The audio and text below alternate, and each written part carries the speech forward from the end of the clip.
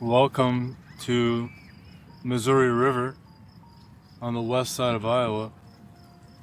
I'll post some video of the river as well coming up.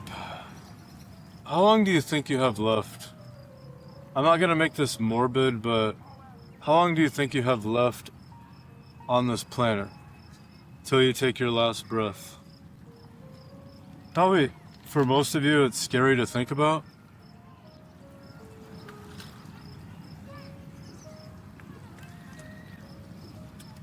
Have you done everything that you wanted to do on this planet, in this life? Have you shored up all your accounts with people?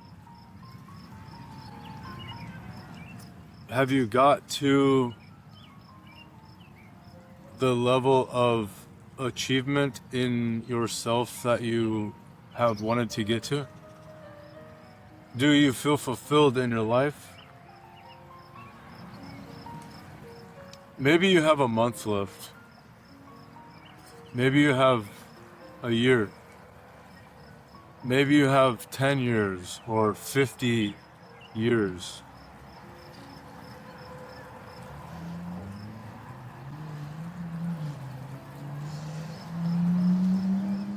It doesn't really matter.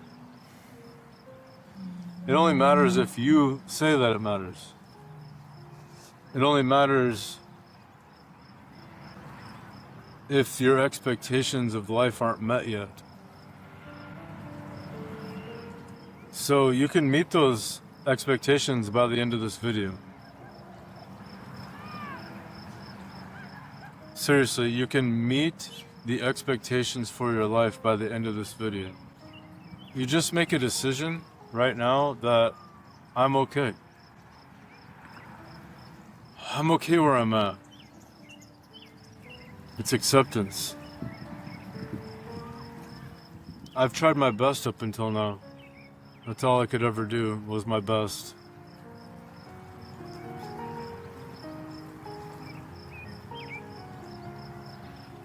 If I could go back and change some things, I would. But I can't, so I accept them.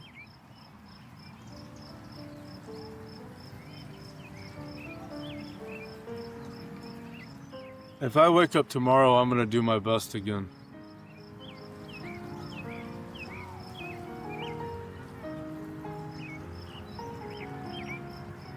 If you can say those words, then you're good.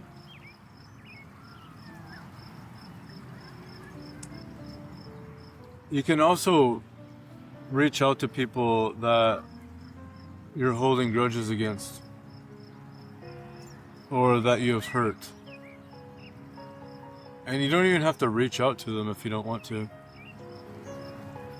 You can just forgive yourself.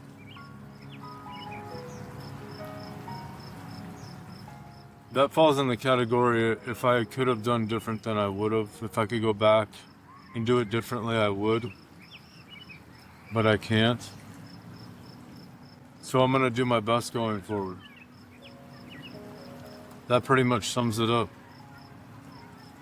I'm happy where I'm at.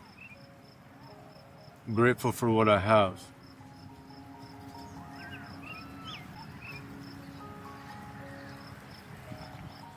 Sure, you can wish for more. You can always wish for more. I wish I would have done this. I wish I would have went to Rome. I wish I would have swam with the dolphins. I wish.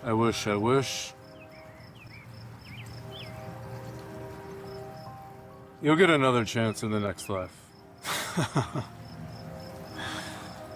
If this is a circle of life, and energy is never destroyed or created, then we as spiritual beings, as energetic beings, we return to the ether and we come back as something else, as another person, in another body, in another vehicle.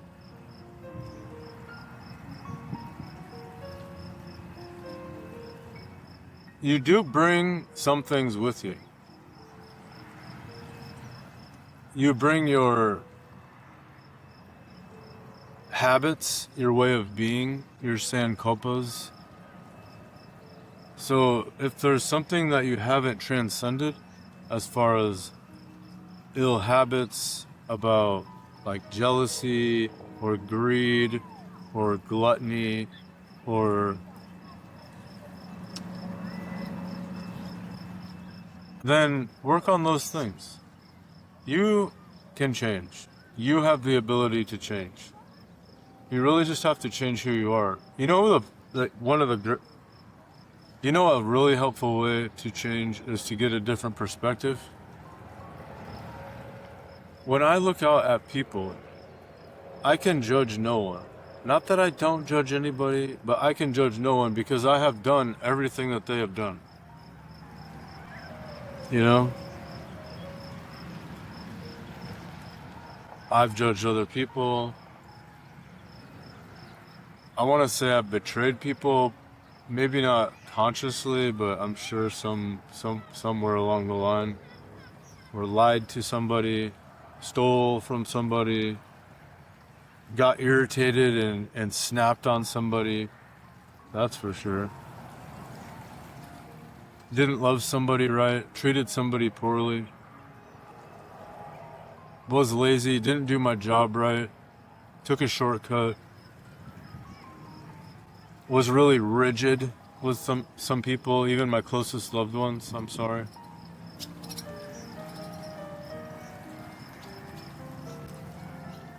We human beings were pretty similar in that regard.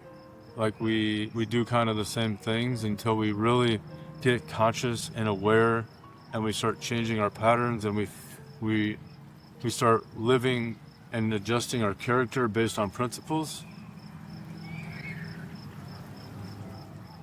I didn't even know what the word principles really was until, 5 years ago when I had a really tough time in life and I was trying to get back on track, and I was working some spiritual programs and spiritual disciplines, and they were talking about principles,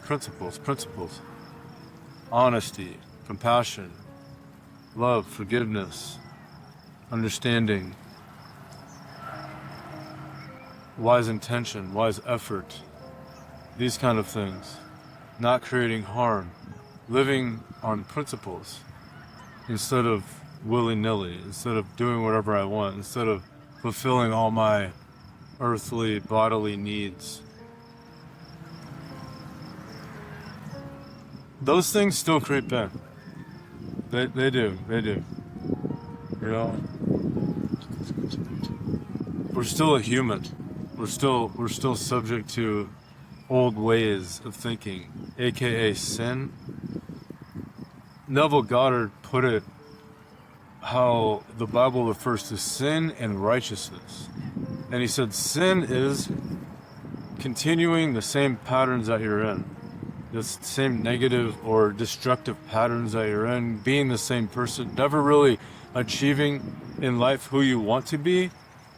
And a righteous person is the highest self that you can attain.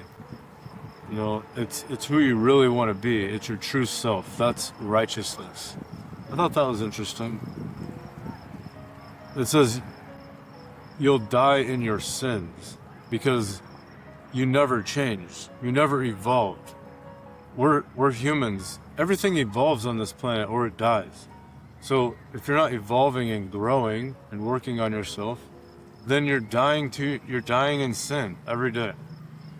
That's what that means, I guess. It's not about like morality. It's more about taking this life for granted. It's more about throwing away this beautiful gift that you've been given. You can literally change and do whatever you want in your life. You can be whoever you want. In a year or two, you can be a completely different person in a completely different place with completely different friends with completely different life. That's pretty amazing. Or you can just work where you're at right now and create a beautiful life all around you. It starts within. As within, so without. Your life is shit because you're inside of shit. Things aren't changing because your thoughts aren't changing.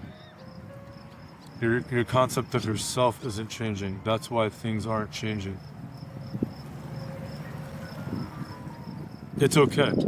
It's okay. Now you know. Now you can start working on your concept of yourself. Like, who do you want to be? You want to be a good person? You want to show up for people? You want to love people? You want to have compassion, empathy, generosity? Do you want to exhibit these characteristics? Then just start doing that today. Say, I'm a generous person. When people ask for things, I help them out. With boundaries, of course. I don't want to enable people. This really famous AA guy, there are no famous AA guys, I'm joking, but he's a super awesome dude. I'm not going to say his name, but he's here in Sioux City, and he always says, never rob anybody of their misery. Misery is one of our greatest teachers. Disgust with yourself is a great teacher too. Because of great misery, I have become a great person. Judging on my own, plus outside judge, people tell me, you're fucking great, dude. I'm just kidding. Oh man, it's getting dark out here.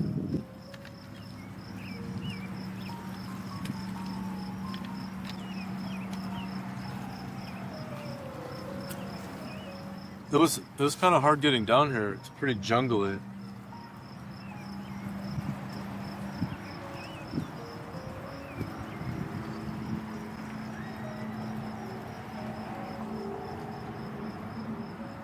It's never too late to start.